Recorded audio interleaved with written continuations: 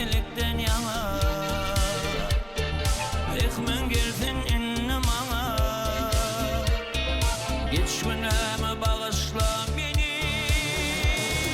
Bana ömrüm bağlı yani Yatlamalar bana gali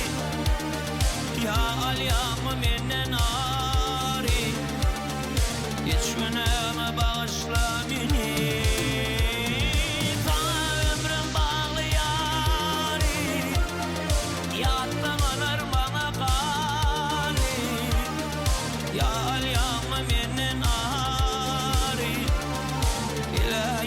Bağışla beni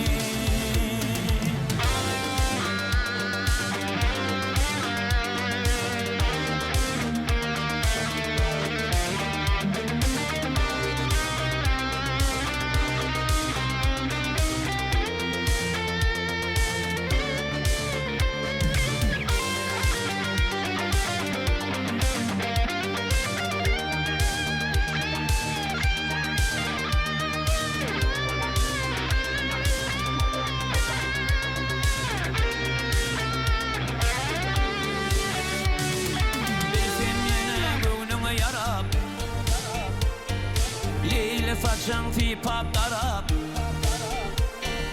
Geçen günlerim dur harap Geç güneme bağışla beni Yalmıştım bağışla yarım Sen törüme yaraş yarım Favori bilen karaş yarım İlahin bağışla beni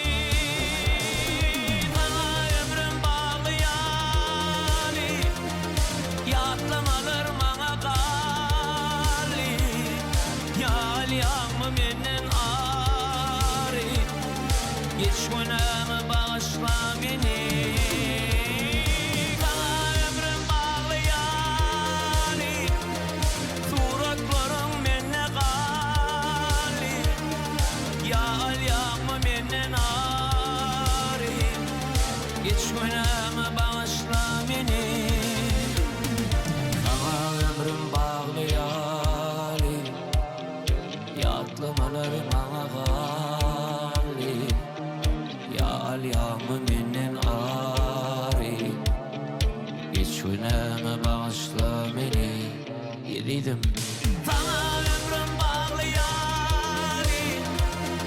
Suratlarım menne gali Ya alyamı menden ari Geç güneme bağışla beni